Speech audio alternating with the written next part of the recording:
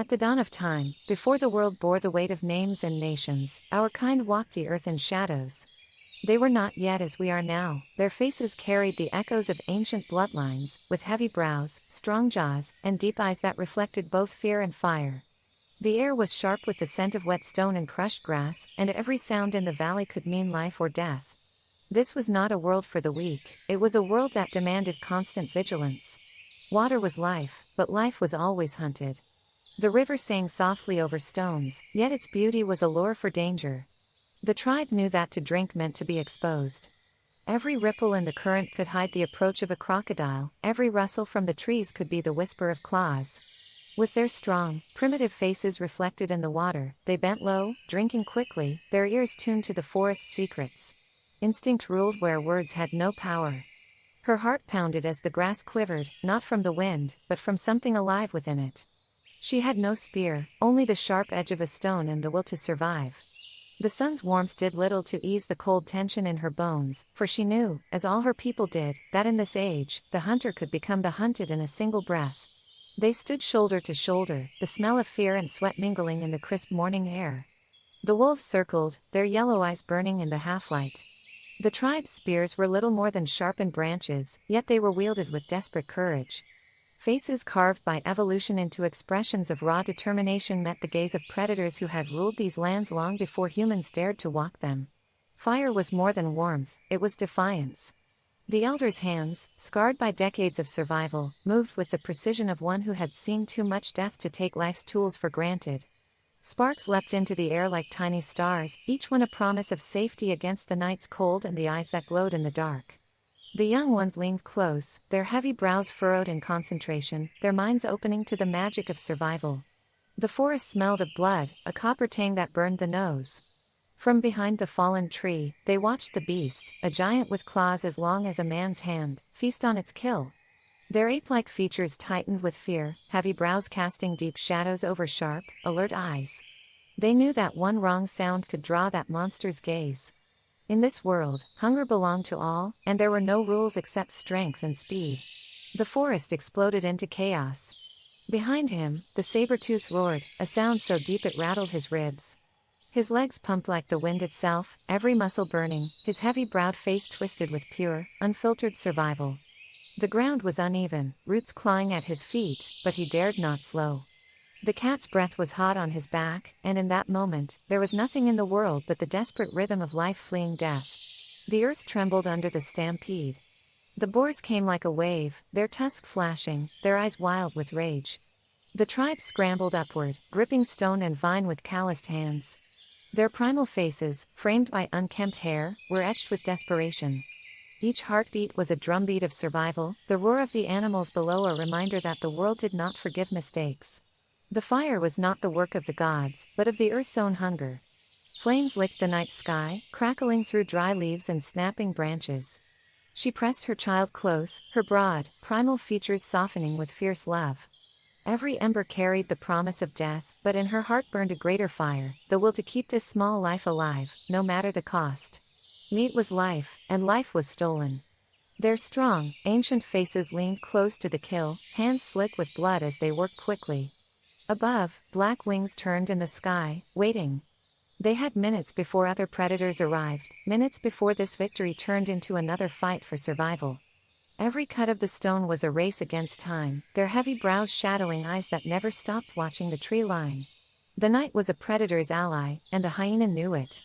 Its laughter was a cruel echo, a sound meant to break courage. But the boy stood firm, his brow ridged and his jaw set.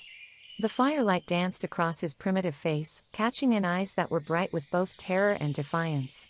He thrust the burning branch forward, the flame snapping like lightning, a fragile wall between flesh and teeth. The land was older than memory. He sat still, his heavy-browed face lit by the fading sun, eyes fixed on the shapes of giants moving across the plains. The mammoths were kings of the earth, and even in peace, their presence commanded awe. The wind carried their scent, mingling with the dust of 1,000 years. In his silence, the elder felt the heartbeat of the world, slow, powerful, and eternal. The sky growled in warning, clouds swelling like dark oceans above. They worked quickly, their broad, primitive faces set in grim focus. Stone by stone, branch by branch, they built a barrier against the storm. Rain in this world was not just water, it was the herald of cold, of sickness, of hunger. In the dim light, their shadows moved like spirits on the cave wall, fighting not against beasts this time, but the earth itself. Food could not be wasted, no matter how small. She waited, her deep-set eyes following every flicker of silver in the water. The stick in her hand was worn smooth from years of use, a simple tool born of desperate need. Her face, both fierce and patient, reflected in the rippling water. The moment came, a sudden thrust, a splash, and victory in the form of a wriggling fish held high against the fading light. It came from the grass without a sound.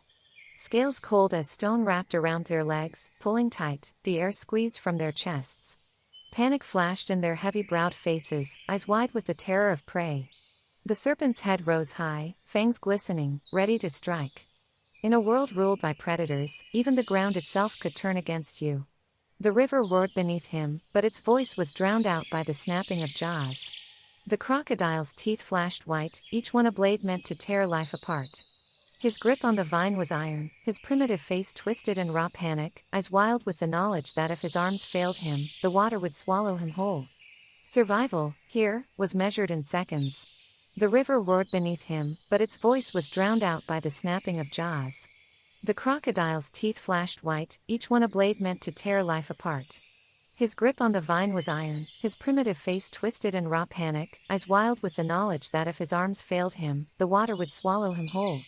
Survival, here, was measured in seconds. The cave walls held the warmth of the fire, but outside, the night belonged to teeth. The hyenas laughed in the darkness, pacing just beyond the fire's reach. Inside, their broad, ancient faces were lit in trembling orange light, eyes darting to every shadow. They knew the beasts were patient, patient enough to wait for the fire to die, for courage to wither, for fear to win. Curiosity was the most dangerous teacher. The child's small, primitive face was filled with wonder, not yet shaped by the lessons of death. The snake's tongue flicked in and out, tasting the air, its body a ribbon of silent menace. The older one moved fast, a blur of instinct and fear, knowing that one bite could mean the end. In this world, wisdom often came too late, unless it was carried in the hands of those who had survived. The cold cut deeper than any claw. Snow clung to her hair, her primitive face raw from the wind, but she did not falter. In her arms, the small life slept, wrapped in warmth stolen from the hides of past hunts. The blizzard rolled across the horizon like a white beast, and she braced herself. Survival here meant moving forward, even when every step felt like walking into death. The sunrise painted the land in gold, but the scene below was drenched in red. The lions fed with a grace that was almost regal, their power undeniable. The two watched from above, their brows casting deep shadows over sharp eyes. They had no illusions. To take meat from the kings of the plains was to gamble with life itself. Yet hunger was a stronger master than fear. The boar's tusks gleamed like ivory daggers as it tore through the undergrowth. Above, the hunter clung to the branch, his heavy-browed face locked in fierce concentration. He could feel the vibration of the animal's rage in his bones. This was the risk of the hunt, one strike for life, one miss for death. The earth was alive, and it was angry. Smoke billowed into the sky, staining it black, while rivers of fire crawled down the mountainside. The tribe stared, their broad, primitive faces lit by the flicker of destruction miles away. They did not know why the mountain burned, only that it was a force beyond tooth, claw, or spear. They had faced the fangs of predators, the hunger of the cold, the rage of the earth itself. They were not yet the humans we know, but the fire in their eyes was the same. Heavy brows framed faces carved by struggle, lit by the dying sun. They stood together, a small defiance against the vastness of the world, knowing that tomorrow would bring more battles, and they would be ready.